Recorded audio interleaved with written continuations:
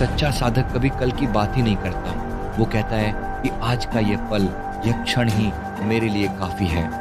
इस बात के मर्म को समझो। अगर तुम्हारा आज का यह क्षण पूरी तरह से मुक्त है, शांत है, तो अगला क्षण गुलामी का पैदा ही कहाँ से होगा? क्षण में से ही क्षण का जन्म होता है। जैसे गुलाब के पौधे पर गुलाब का ही फूल खिलेगा, वैसे ही एक मुक्त।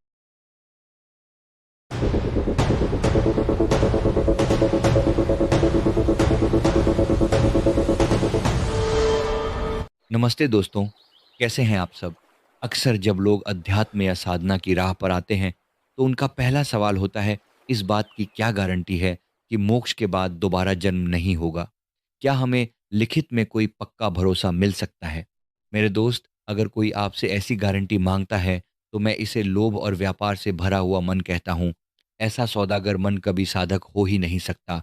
ज़रा सोचो, कौन किसको गारंटी देगा? और अगर मैं तुम्हें लिख कर दे भी दूँ, तो वो पर्ची किस काम आएगी? तुम मुझे खोजने कहाँ जाओगे? असल में जब हम मोक्ष में भी नफ़े, नुकसान का गणित लगाने लगते हैं, तो साधना की शुरुआत ही गलत हो जाती है। हम मंदिर को बाज़ार नहीं बना पाते, बल्कि बाज़ार को ही उठाकर मंदिर के भीतर ले आते हैं। एक सच्चा साधक कभी कल की बात ही नहीं करता। वो कहता है कि आज का ये पल, यह क्षण ही मेरे लिए काफ़ी है। इस बात के मर्म को समझो। अगर तुम्हारा आज का यह क्षण पूरी तरह से मुक्त है, शांत है, तो अगला क्षण गुलामी का पैदा ही कहाँ से होगा? क्षण में से ही क्षण का जन्म होता है। जैसे गुलाब के पौधे पर गुलाब का ही फूल खिलेगा, वैसे ही एक मुक्त क्षण से मुक्ति का ही रास्ता निकलेगा। अगर आज तुम चिंताओं और लालच के गुलाम हो, तो तुम्हारा कल और ज़्यादा गुलामी लेकर आएगा। समय कोई घड़ी से नहीं चलता, समय हमारे भीतर से उगता है। जो इंसान सुबह गुस्से से भरा था, उसकी दोपहर पर भी गुस्से की ही छाया होगी, और जो सुबह अहोभाव और प्रार्थना में था, उसकी शाम भी उसी सुकून से महकेगी। यही तो मोक्ष की असली गारंटी है। मोक्ष कोई ठहर जाने वाली चीज़ नहीं है, ये तो हर पल और बड़ा और अनंत होता जाता है। जब तुम इतने असीम हो जाते हो, तो वापस लौटने का कोई रास्ता ही नहीं बचता। यूनान का एक बहुत बड़ा फ़कीर हुआ डायोजनीज़। उसने अपना सब कुछ छोड़ दिया था, लेकिन पुरानी रईसी की आदत के कारण एक नौकर साथ रख लिया था। एक दिन वो नौकर उसे छोड़कर भाग गया। जंगल के दूसरे साधुओं ने कहा, जाओ उसका पीछा करो और उसे सजा दो। लेकिन डायोजनीज हंसने लगा।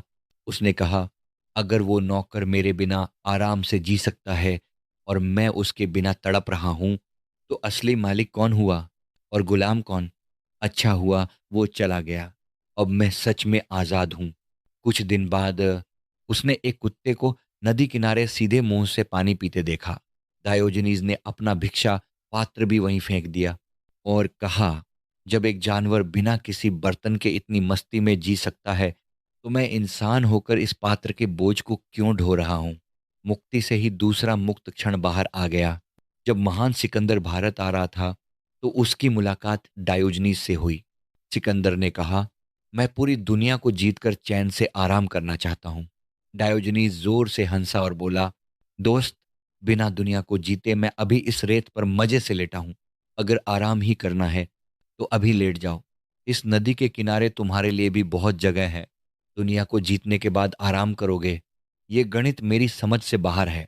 सिकंदर उसकी ये आज़ादी देखकर हैरान रह गया। उसने कहा, मैं तुम्हें कुछ देना चाहता हूँ, मांगो। डायोजनीज मुस्कुराकर बोला, बस थोड़ा एक तरफ हटकर खड़े हो जाओ। तुम मेरी धूप रोक रहे हो। मुझे और कुछ नहीं चाहिए। दोस्त, हम अक्सर कहते हैं, आज दुकानदारी कर लेने दो, कल से भगवान का नाम जपेंगे। लेकिन वो कल कभी नहीं आता, क्योंकि आज की दुकानदारी से कल भी दुकानदारी ही पैदा होगी। मोक्ष का सीधा सा मतलब है भीतर की सारी वासनाओं और इच्छाओं का पूरी तरह मिट जाना। जब स्कूल का कोई बच्चा अच्छे नंबरों से पास हो जाता है, तो प्रिंसिपल उसे दोबारा उसी क्लास में बैठने की इजाज़त नहीं देता। उसका वहाँ का अनुभव पूरा हो गया। दोबारा तो सिर्फ वही लौटता है जो फेल हो जाता है। यह संसार भी एक पाठशाला है। जिसने परमात्मा को पा लिया, उसका इम्तिहान पूरा हो गया।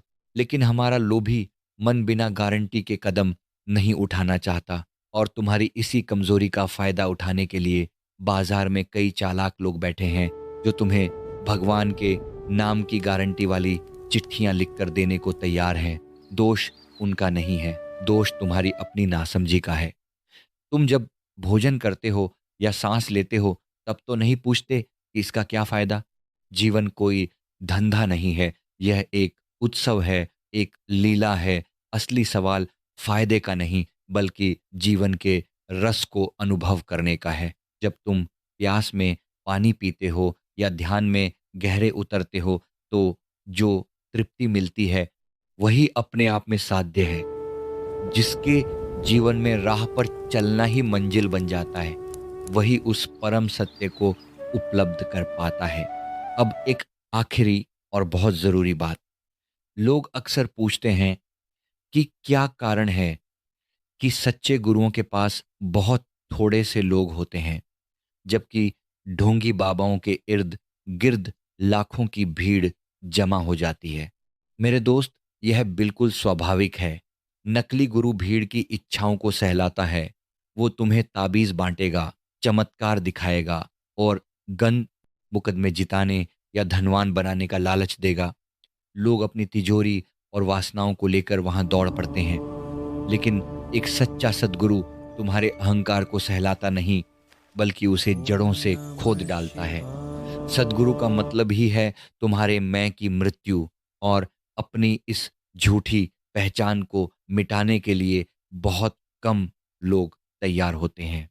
दुनिया भर के लोग अपनी मूर्खताओं पर आशीर्वाद लेने के लिए भीड़ लगाते हैं। नियम ऐसा है कि अगर तुम किसी झाड़ के नीचे आंख बंद करके बैठ जाओ और सबको हाथ उठाकर आशीर्वाद देने लगो, तो भी दुनिया के गणित के हिसाब से 50% लोग अपने आप ठीक हो जाएंगे, क्योंकि हर बीमारी मार नहीं डालती और हर मुकदमा हारा नहीं जाता। जो सफल हो जाते हैं, वो फूल मालाएं लेकर आते हैं, और जो नाकाम रहते हैं, वो किसी नए गुरु की तलाश में निकल जाते हैं। यह पूरा खेल इंसानी नासमझी से चलता है, लेकिन सदगुरु के पास तुम्हारी ये चालाकियां नहीं चल सकती। वहां तो खेल को बनाने का नहीं, बल्कि खेल को पूरी तरह से तोड़ने का इंतजाम होता है। वहां जमीन पैरों के नीचे से खिसक जाती है। इसीलिए सिर्फ वही थोड़े से दुस्साहसी लोग वहां टिक पाते हैं, जो भीतर की क्रांति के लिए तैयार हैं। और सच मानिए, वही दुस्साहस जीवन के परम आनंद का द्वार खोलता है। आशा करता हूं कि ये वीडियो आपको पसंद आई होगी। वीडियो पसंद आई तो वीडियो को लाइक करें और कमेंट करना ना भूलें। और अगर आप हमारे चैनल पे नए हैं, तो हमारे चैनल को अभी सब्सक्राइब कर लीजिए। धन्यवाद।